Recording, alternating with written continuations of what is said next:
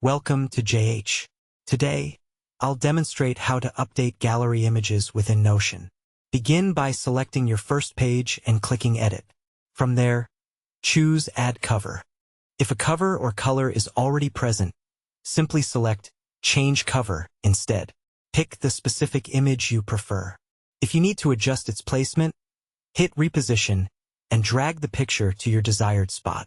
After returning, if the image isn't visible, it's likely due to your current settings.